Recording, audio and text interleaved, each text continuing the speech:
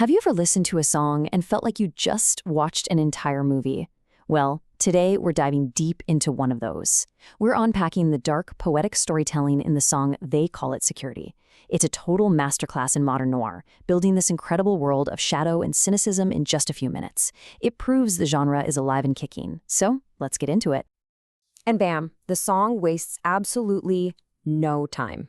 This very first line just throws you right into its world.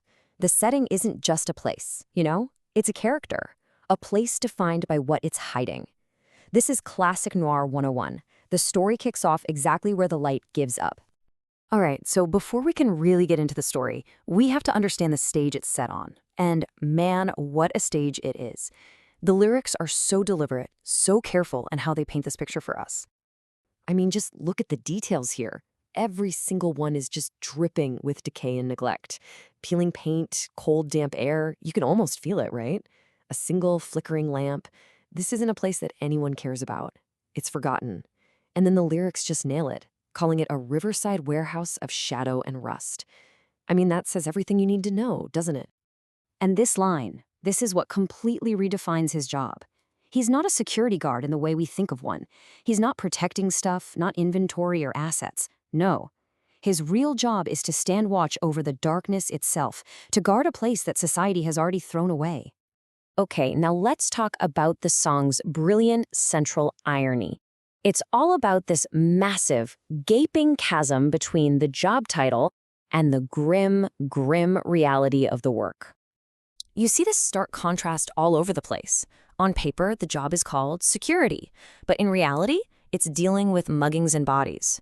The job description might say it's a watch in the night, but what he's actually doing is finding ghosts in the quiet.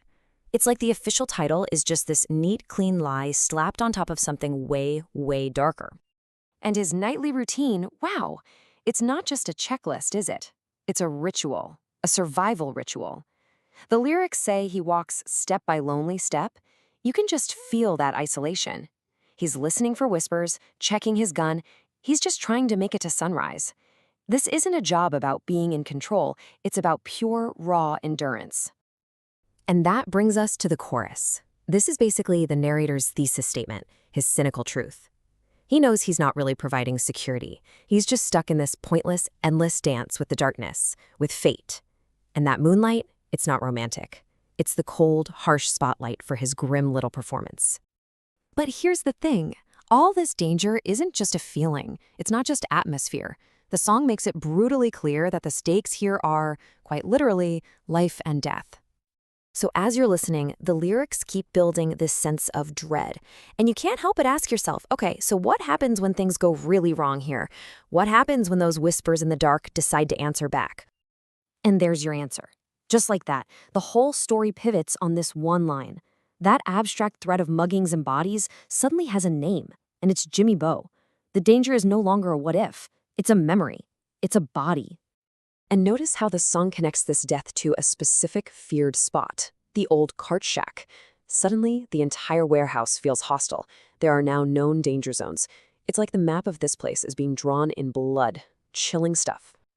After finding Jimmy Bo, the narrator's worldview just snaps into focus.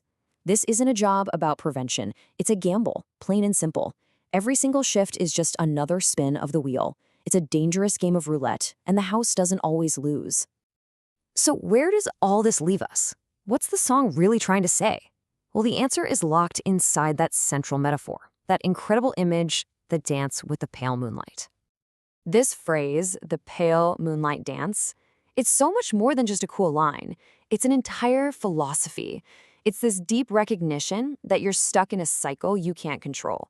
You're just performing your steps, all alone, under this cold, indifferent light with absolutely no hope of ever changing the outcome. And this whole worldview is built on these core ideas. There's this heavy sense of fatalism, right? The feeling that it's all inevitable. Even the owners see it as just a calculated risk, a roll of the dice. That, of course, fuels the narrator's deep isolation and just cements the idea that security is a total lie. In a place like this, chaos is the default setting. And so in the end, the song always comes back to this one line. And it's not a cry for help. It's a statement of fact. This is just the way things are. There's no escape. There's no victory and there's no solution. There's only the acceptance of the dance. And that is the question this whole story leaves us wrestling with. The narrator starts out guarding the shadows, right, and finding ghosts in the quiet. But after what happened to Jimmy Bo, he himself becomes haunted. He's on his way to becoming one of those whispers the river keeps. And when the guardian and the ghost start to become the same thing, well, that's a chilling thought to end on, and it is the absolute essence of noir.